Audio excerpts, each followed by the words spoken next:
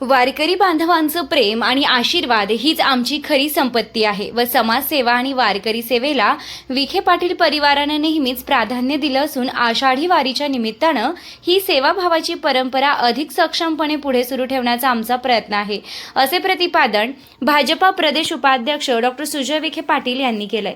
आषाढी एकादशीच्या पावन पर्वानिमित्त श्री विठ्ठल रुक्मिणी मातेचं दर्शन घेऊन त्यांनी राज्यातील जनतेच्या सुख समृद्धी आणि आरोग्यासाठी प्रार्थना केली आहे। या निमित्तानं डॉक्टर सुजय विखे पाटील यांनी पद्मश्री डॉक्टर विठ्ठलराव विखे पाटील स्मृती मंडळाच्या भक्तनिवास मठात मुक्कामी असलेल्या वारकरी दिंड्यांना भेट देत वारकरी बांधवांशी मनमोकळा संवाद साधला।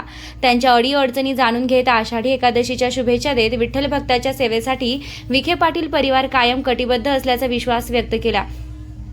आषाढी वारी दरम्यान अहिल्यानगर, नाशिक तसेच राज्यातील विविध भागांतून पायी पंढरपूरला येणाऱ्या वारकरी बांधवांसाठी पद्मश्री डॉक्टर विठ्ठलराव विखे पाटील स्मृती मंडळाच्या सुमारे 7,000 चौरस फूट क्षेत्रफळाच्या भव्य मंडप व भक्तनिवास मठात मुक्कामाची उत्कृष्ट व्यवस्था करण्यात आली आहे।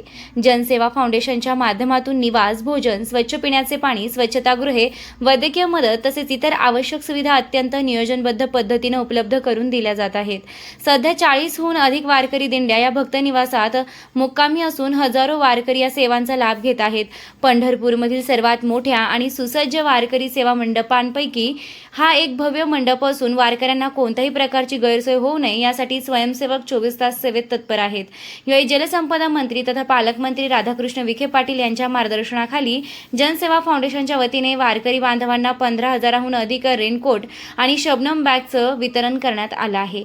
डॉक्टर सुजय विखे पाटील यांच्या हस्ते या साहित्याचं वाटप करण्यात आलं। ही सेवा अखंड 40 वर्षापासून अविरत सुरू आहे। तसेच वारकऱ्यांच्या सेवेत कोणतीही उणीव राहू नये हीच आमची भूमिका असून त्यांच्या चेहऱ्यावरील समाधान आणि आशीर्वाद हीच आमची खरी संपत्ती असल्याचं सांगत भक्त निवासातील सर्व दिंड्यांना भेट देऊन डॉक्टर सुजय विखे पाटील यांनी वारकरी बांधवांची विचारपूस केली आहे।